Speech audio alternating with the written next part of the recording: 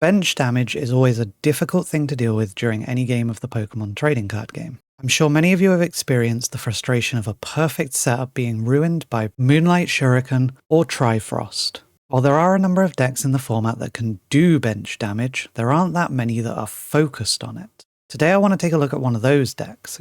Utilizing Froslass from Twilight Masquerade and Uxie from Surging Sparks, this deck focuses on spreading huge amounts of damage around the opponent's board. Once larger targets are softened up, Azelf's Neurokinesis attack can deal enormous damage to a single target. With the capability to kill anything in the format, or take all your prizes in a single turn, this deck is incredibly fun to play, but it does have some issues. Let's start with the deck list.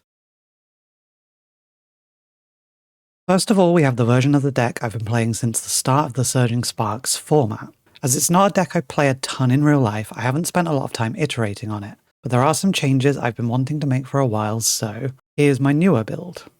As you can see, the core of the list is exactly the same, with just some cards switched in and out. I wanted to show both versions as it really does highlight some of the flexibility you have when choosing your 60 cards, not just for this deck, but for any Pokemon deck.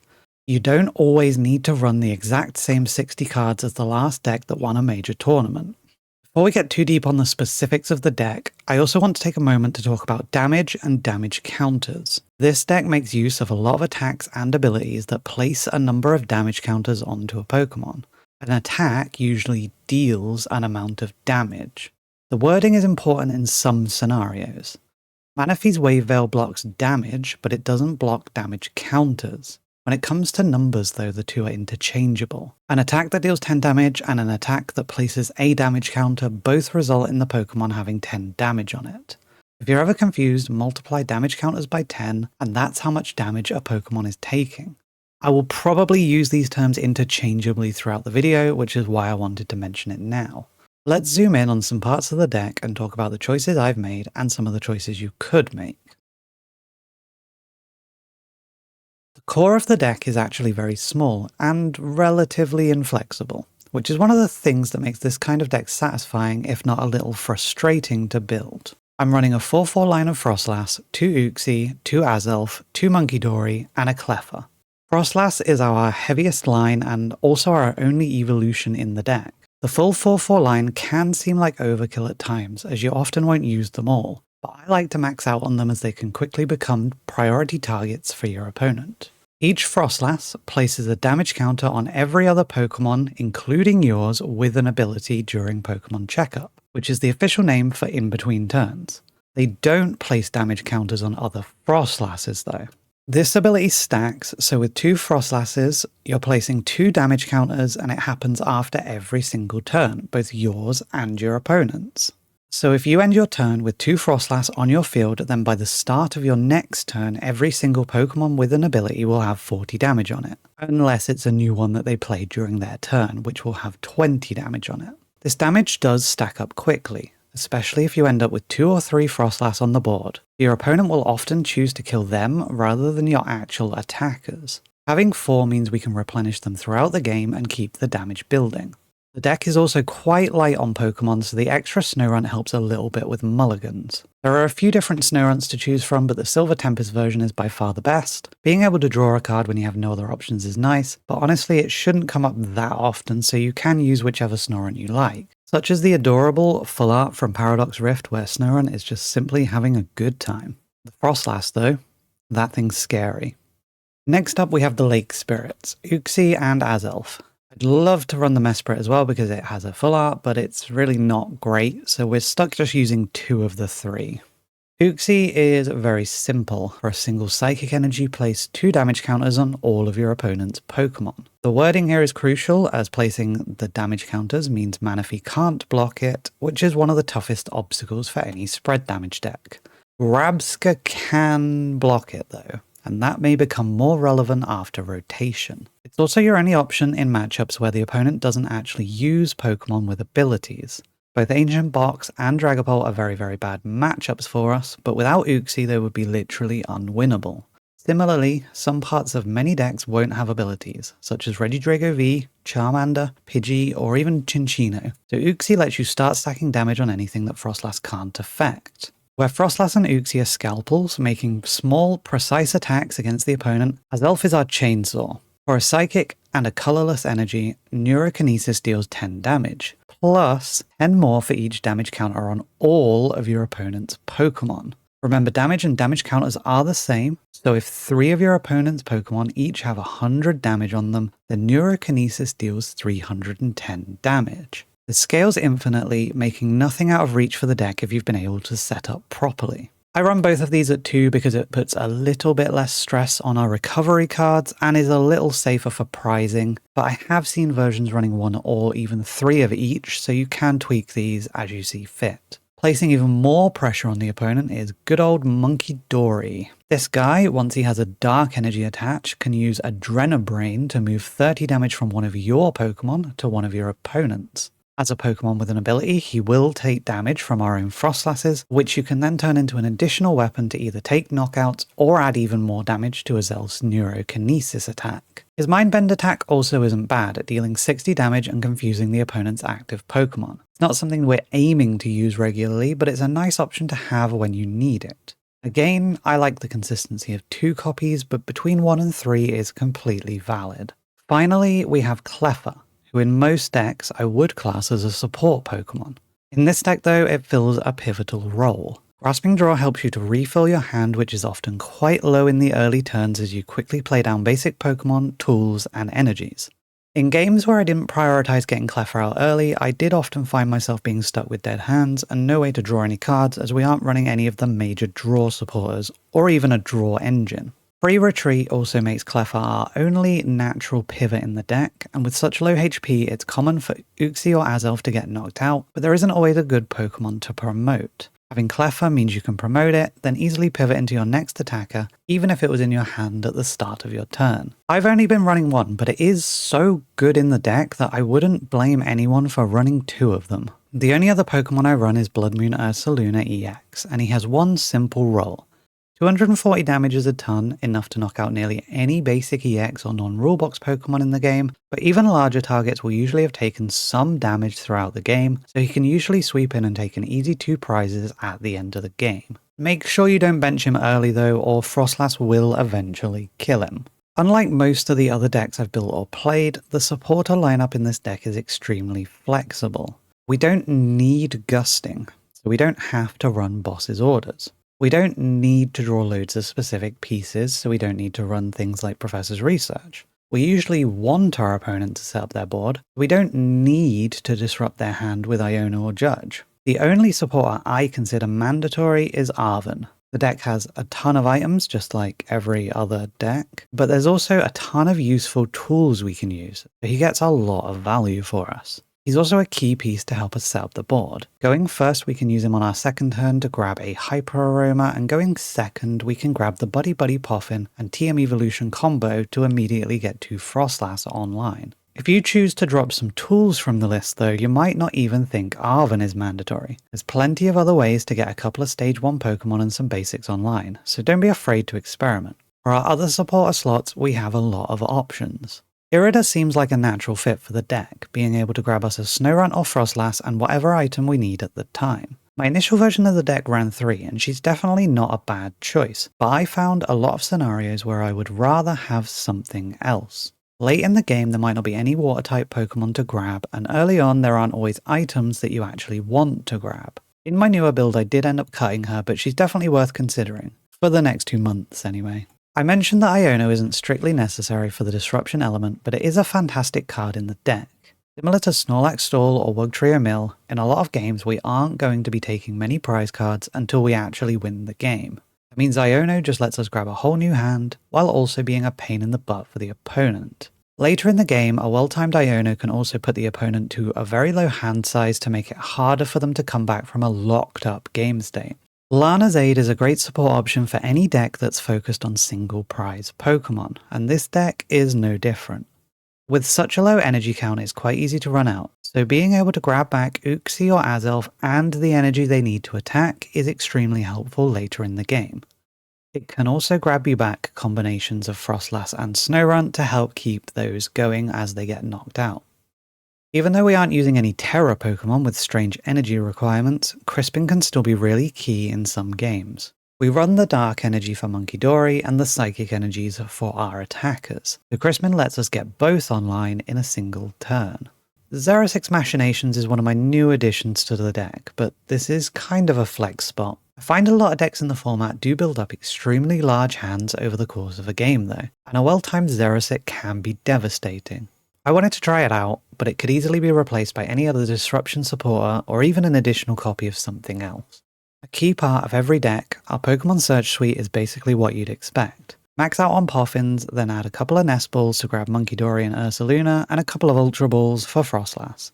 Aside from the Poffins, these are pretty flexible, so if there is something you desperately want to run, you could drop one of the balls. I used to run Heavy Ball, and I'm considering adding it back because Cleffa being prized can be devastating. Our other item choices are also not super exciting. Pokegear to grab supporters, Earthen Vessel to grab energies, and Night Stretcher for additional recovery. Again, these can be tweaked to your liking, but I've found 422 to work quite well. Countercatcher is probably the most important card in the deck, letting us try and trap useless Pokemon in the active spot while the damage stacks up all over the board. Ideally, we'd use these after our opponent has set up on something like a Rotom or a Squawkabilly, but you can also use them earlier as a disruption tool just to make life awkward for your opponent, as they'll need to waste at least an energy moving the thing you just gusted up. I used to run 2 and I always felt like I wanted more, so now I'm on 3, but I would even consider running 4 of these. Switch is a card I considered removing, but it does come up often enough that I think is worth keeping. There's often board states where all that you have active are Frostlasses, but you do need to play an Uxie or an Azelf from your hand and attach an energy to it. This would mean you wouldn't have a way to move the Froslass. Switch gives you that way. Our ace spec of choice is the Hyper Aroma. This card is what makes it possible to drop Irida, as a single Arven can turn into 3 Froslass. Late game it doesn't do anything for you, but the early setup is one of the most important parts of the deck, so I think this is definitely worth it. Tools are where the deck starts to get exciting. There's a whole host of tools released in the last year or so that are interesting, but don't see a ton of play. This deck can use loads of them. Technical Machine Evolution gives us an alternative way of setting up if we're going second. Arven can grab the combination of Poffin and TM Evolution to get 2 Froslass on the board, stacking damage in your first turn. It can be a little awkward as sometimes you'd rather use Cleffa, and you don't really want to attach an energy to Cleffa, but you can usually plan out the turn in a way that makes it work. Technical Machine Devolution is a tech card that has somewhat disappeared in recent months. During the height of last year's Charizard meta, this card was everywhere, but recently it seems to pop up more as a surprise here and there. In a spread damage deck though, TM Devolution can turn into a board wipe, as you've already stacked up enough damage on all the Pokemon that will be instantly knocked out when they revert to their earlier forms. Countergain is a reprint of a Sun and Moon era card with a very simple effect. When you're behind, the Pokemon you attach it to pays 1 less colourless energy for their attacks. Azelf needs 1 Psychic and 1 Colourless, so this makes it able to attack for a single Psychic energy as long as we're behind. And we're pretty much always behind, so it's a natural fit. 2 Azelfs mean 2 countergains. Gravity Gemstone is a fantastic card that makes it cost an additional energy for both active Pokemon to retreat. If you can combine this with Countercatcher, both of which you can grab off of 1 Arven, you can make it impossible for the opponent to move a Pokemon without a dedicated switch card. That means you get even more time for the damage to stack up. Ideally, you'll be putting these on Uxie and keeping it in the active until the opponent finds a way to knock it out. If they don't, you'll just win the game, eventually. This is another card I'd love to run an additional copy of, but I haven't found a way to fit it in yet. Rescue Board is a newer addition to the deck which follows a similar logic to Switch. It gives us a pivoting option when Cleffa has already been knocked out. In my newer version of this list, I'm only running a single stadium, Calamitous Wasteland. This works in a similar way to Gravity Gemstone, making it more expensive for basic, non-fighting type Pokemon to retreat. It's debatable whether you even need a stadium at all, and there are a lot of other options. But personally, I like to have at least one way to bump an opponent's stadium at a key time in the game. Our energy lineup is very slim. 4 Psychic, 2 Dark. I used to run a Luminous as well, and it can be handy at times, but I didn't feel like it made the difference often enough that I wanted to keep it, but you could add it back in. As I mentioned earlier, the structure of the deck is incredibly malleable. Depending on what you like to use, there are a whole host of different options you can slot in and out to suit your playstyle and your meta. Starting with the Pokemon, we have to talk about Budew. This new addition to the game can item lock your opponent without even needing an energy. It also has free retreat, so it works as an additional pivot in the deck. There is already a Froslass Budew deck doing the rounds online, and I'll be honest, it might be a better choice than this deck. But I don't find item locks particularly fun, and when I go to play in real life, half the fun comes from having a good time with your opponent. Ruining their day isn't going to lead to particularly fun games. While that may not be the most competitive choice, there is another reason I haven't really played with Budew in the deck yet. I don't have one. As I mainly deck build for real life play, I tend not to test with cards that I don't actually own. If you wanted to use it, I'd probably just replace Uxie, as it will be performing a similar role. The other weakness with using Budew over Uxie is playing against decks without abilities. Uxie allows you to spread damage to everything, including basics that later evolve into Pokemon with abilities. Budew doesn't. In fact, Budew can even be counterintuitive, preventing your opponent from evolving into Pokemon that Froslass can stack damage on. Honestly, I need to spend a significant amount of time testing to make a decision on what I like better, but legendaries are cooler than tiny plants, so let's just go with the rule of cool. Serendipity can be a natural addition to the deck, letting you draw more cards each time one of your tiny basics is knocked out. Similarly, Mew can give you another pivot, and do the same when your hand gets low. Personally, I prefer not to use either of them, as they give your opponent good 2-prize targets that can help them speed up the game, letting them win before you've stacked up enough damage on their side of the board. Tatsugiri gets an honourable mention as an option for finding all the important supporters in the deck. When equipped with the rescue board, he becomes a useful pivot which can help keep the momentum going. He does take up a bench space for pretty much the entire game though, and the bench already gets pretty crowded. The big problem with these cards though, and pretty much every other useful support Pokemon, is that they have abilities, which means Froslass will kill them. There really aren't any good support options that don't have abilities though, so we are quite limited. The only other Pokemon that I can think of right now that would be useful is Temporal Force's Raichu. This guy deals 50 damage to all Pokemon that already have damage on them, including your own, so he works as kind of a nuke that speeds up your damage stacking. Before Surging Sparks, I was experimenting with a Froslass Raichu deck, but it was a little too clunky to make it work consistently. If you'd like a little more punch though, you could try a 1-1 line with a little lightning energy as another attacking option. As we're playing a slower strategy, there's plenty of trainer cards that could be natural additions to the deck. Eri, Misfortune Sisters, Giovanni's Charisma, Hand Trimmer, Handheld Fan, and Crushing Hammers can all add extra disruption to the deck at the cost of some of your consistency tools. Supporters like Jack and Arezu can give you ways to get your Frostlasses online without needing to resort to TM Evolutions and Hyper Aroma.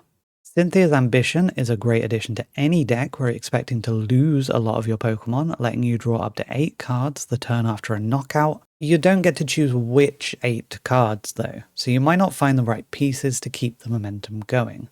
Hassle is similar, letting you choose 3 cards from your top 8 after a knockout. Both are definitely worth consideration, but I haven't really had time to try them yet. In the A-Spec slot, we have a lot of choices, but which you use will really depend on the kind of build you go for. If you choose one of the other A-Specs though, you will need to add in some additional ways to get your Frostlasses online, like the previously discussed Jack, Arezu, or Irida.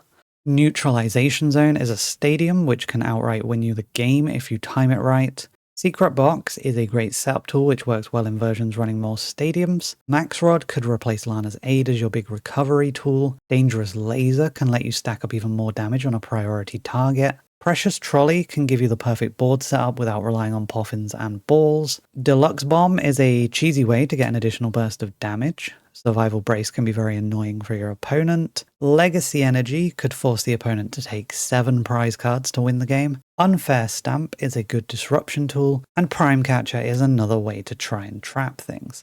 There's a lot to experiment with here, and I do know that a lot of people who play in real life won't necessarily have all of the ace specs, so don't be afraid to build the deck if you don't have Hyper Aroma. Stadiums have a similar amount of flexibility. Artisan can help you with your setup. Temple of Sinnoh can make life very difficult for decks like Terrapagos or Lugia. Gapejaw Bog and Calamitous Snowy Mountain can both help with early damage stacking, especially against decks without abilities. And both Lively Stadium and Gravity Mountain can manipulate the opponent's HP, leading to unexpected knockouts. While you can easily follow a deck build to get a functional version of this kind of deck, it's definitely one that you could spend days or even weeks tweaking different cards. Each change would make different matchups or different metas more easy to play into, so don't be afraid to experiment. While I usually try to talk a bit about the combos of the decks that I showcase, this one is relatively simple to get going. Get Froslass and Uxie out, start stacking damage, move more damage with Monkey Dory, then bring in Azelf to take huge knockouts.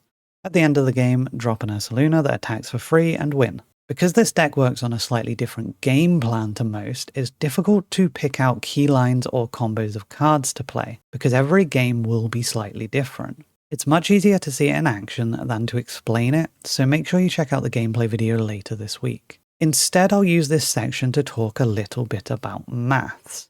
And don't worry, there won't be a test. To put it bluntly, if you suck at maths, you're going to find this deck hard. In an ideal world, you're going to be manipulating a situation where you can take all 6 prize cards in a single turn. But your maths needs to be on point. Let's show an example, and in the example we're going to assume that none of our Pokemon get knocked out. With 2 Froslass and a Monkey Dory on your board, you end your turn. By the time your next turn starts, all Pokemon with an ability will have taken 40 damage, 20 after your turn, 20 after your opponent's. Monkey Dory can move 30 damage per turn to your opponent's side of the board, so after he does this he'll have 10 damage left on him. In theory, this means you should have 11 turns to use your Monkey Dory, but it doesn't quite work like that. After 7 of your turns, moving 30 damage each turn, Monkey Dory will have 70 damage on him. That means by the start of your next turn, he'll reach 110 damage and be knocked out. When you end your turn with 3 Frostlasses alive, this timer gets even harsher. By the start of your next turn, Monkey Dory will have 60 damage on it. You can move 30 on your turn, leaving 30 on the monkey. By the start of your next turn, it will have 90 damage on it. You move 30 again, leaving just 60 on it. Before your next turn starts though, another 60 damage stacks up and knocks out the Monkey Dory, and you've only ever been able to use it twice. You need to be aware of all of this before you even make the decision to bench the Monkey Dory, because the prize card you give up by knocking out your own Pokemon could be the difference between winning and losing the game. For another example, we'll look at Azelf. Let's assume your opponent has a Greninja EX in their active and 2 Bibarels on their bench. You have an Uxie active and 3 Froslass on your bench. How many turns need to pass before we can kill the Greninja? Between each turn, 30 damage stacks on Pokemon with abilities, so by the start of your turn, both Bibarels will have 60 damage counters on them. That's a total of 120 damage, so Azelf is dealing 130 damage. Greninja is weak to Psychic, so this gets doubled to 260 damage, which is not enough to knock out the Greninja. That means we need to wait another turn. By the start of your next turn, another 60 damage stacks up on each Bibarel, so there's now 240 damage on your opponent's side of the board. This means Azelf is dealing 250 damage, which gets doubled to 500, and is enough to knock out the Greninja. Or it would be, but Bibarel only has 120 HP, so both of them get knocked out. This leaves no damage on your opponent's side of the board, so now your Azelf can only do a measly 20 damage to the Greninja. For this example to work, you need a Monkey Dory on your board from the beginning. After 1 turn of damage stacking passes, you can move 30 damage onto your opponent's board. This means instead of 120 damage, there is 150 damage on their side of the board, and Azelf is dealing 160. Greninja is weak to Psychic, this gets doubled to 320, and you get the knockout. Then by the end of your opponent's next turn, both Bibarels die as well, giving you another 2 prizes, effectively making it a 4 prize turn. We could go over countless examples like this, but it would take literally ages, so I hope I've done a good enough job of getting the point across. But I really would recommend watching the deck in action to see how complicated these turns can get.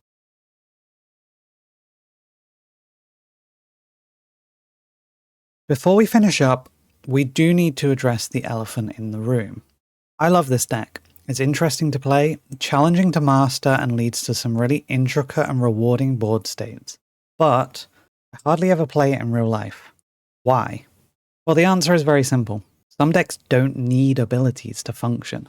The two big examples in the current meta are Ancient Box and Dragapult, which are both terrible matchups for this deck. Dragapult is winnable, as they take at least a turn to set up, so you can start spreading some damage early with both Uxie and Monkey Dory, and they play some support Pokemon like Rotom, which Froslass can stack damage on. So sometimes you can knock out the 320 HP monster with a Zelf's limitless damage.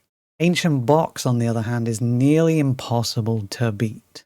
The only Pokemon in the deck that even have abilities are usually Fluttermane, Radiant Greninja, and Pecharunt, and they can easily go the entire game without benching them. Baby Roaring Moon may only have 140 HP, but even hitting that hard with a Zelf is tough, and if you do knock one out, you have even less damage to work with next turn. The only way you can really win this matchup is if they fill their bench up on turn 1 and you can attack on your first turn with Uxie, putting 120 damage on their side of the board. This still does leave you 10 damage short of the knockout though, and they tend to get set up fast enough that you might never get the opportunity to stack any more damage. You really do need things to go perfectly for you, and get some good Ionos off to try and get them to miss an attack. Both of these decks are pretty common in my local meta, so as much as I'd love to master this deck by playing it every week, it's just not a good choice at the moment for me. But it might be for you. The deck absolutely eats Gardevoir and Lost Box alive, so if your meta is filled with those decks, this could be a really good choice. If you do try the deck out, let me know how it goes in the comments, tell me what build you settled on and any cool cards that I forgot to mention. I'm aiming to have the gameplay video up later this week so you can see the deck in action. Thanks for watching, and I'll see you in the next video.